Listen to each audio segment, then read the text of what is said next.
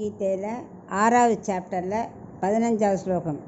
யுஞ்சன்னேவம் சதாத்மானம் யோகி நியதமானசக சாந்திம் நிர்வாண பரமாம் மத் சம்ஸ்தாமதி கச்சதி. இப்போ இதுக்குள்ள அர்த்தத்தை பார்க்கலாம்.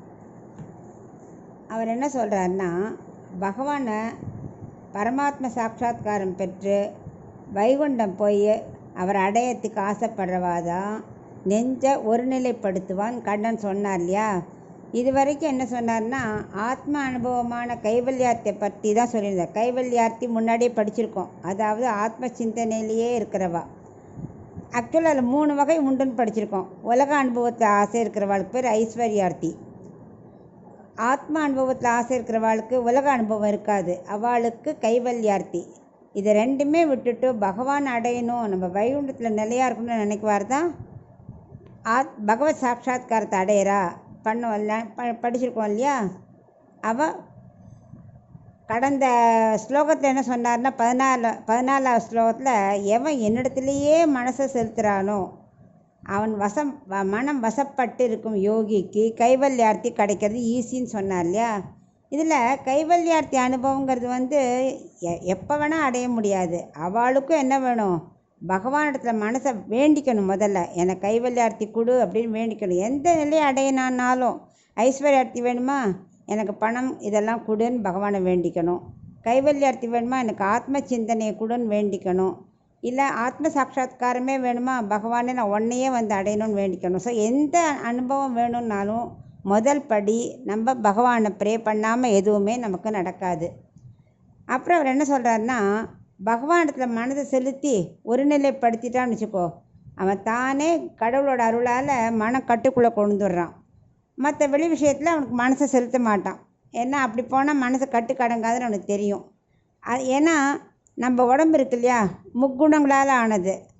அது சத்வ ரஜஸ் தமசு பார்த்துருக்கோம். ஆனால் பகவானிடத்தில் என்னது, ஒன்லி சத்வமயம், வேறு எதுவுமே கிடையாது. சுத்த சத்வமயமான மெய்னி அவரோடது. ஸோ அதில் மனசு செலுத்திட்டா நம்ம மனசும் அப்படியே அமைதி ஆகிடும். அப்படிப்பட்ட மனசை அங்கே செலுத்தினோன்னு தான் மனசு சாந்தி கிடைக்கும் அப்படிங்கிறார். எல்லா கைவல்யார்த்தியாக இருந்தாலும் சரி, மனசாந்தி அடையணுமானா பகவானை தியானிக்கணும். எனக்கு அந்த ஆத்ம நிலையை கொடு, எனக்கு சாந்தியை கொடுன்னு வேண்டிக்கணும். அந்த சாந்திங்கிறது எப்படின்னா, 6 விகாரமற்ற தன்மையை பற்றி சொல்கிறது தான் சாந்தி. என்னென்னா, அஸ்தி, ஜாயத்தே, பரிணமத்தே, விவர்தத்தே, அபக்ஷியத்தே, வினக்ஷதி 3 சொல்கிற. அதாவது நம்ம உடம்புல இருக்குது, பிறக்கிறோம், மாறுதல் அடையிறது, வளர்றது, அப்புறம் தேயிறது, அப்புறம் அழிஞ்சே போயிடுது இல்லையா. ஒரு தேகங்கிறதுக்கு இத்தனை நிலைகள் உண்டு. அதே மாதிரி இன்னொன்று என்ன சொல்கிறாருன்னா, இந்த மாதிரி தேகத்துக்கெல்லாம் பசி, தாகம், சோகம், மயக்கம், மூப்பு, மரணம் இதெல்லாம் உண்டு. ஏன்னா இதை உடம்புன்றதுல அவள் பசி இருக்கும், தாகம் இருக்கும், வருத்தம் இருக்கும், மயக்கமாக இருக்கும், டயர்டாக இருக்கும், வயசாகிடும், மரணம் வரும். ஸோ இந்த மாதிரி மாறுதலுக்கு உட்பட்டது தான் நம்ம மனித உடல். ஸோ இதெல்லாம் தாண்டி நிர்வாணமான நிலையில அப்படி சஞ்சலமற்ற நிலை அடையிறதா சாந்தி. ஸோ அந்த சாந்தி வேணுங்கிறத அந்த யோகிகளோட மனநிலை. அவள் அதுக்கு தான் ப்ரே பண்ணுவாள். அவளுக்கு மரணம் அடையிற நிலையில் திவில் அடைஞ்சப்புறம் அவளுக்கு மறுபிறவி கிடையாது. ஆனால் பகவான்கிட்டையும் போக மாட்டாள். தனியாக அவளுக்குன்னு வைகுண்டத்தில் வெளியில் ஒரு இடம் இருக்கும், அங்கே அப்படியே ஆத்ம சிந்தனையிலேயே மனசை செலுத்தின்னு இருப்பாள். அவளுக்கு அதில் தான் சாந்தி.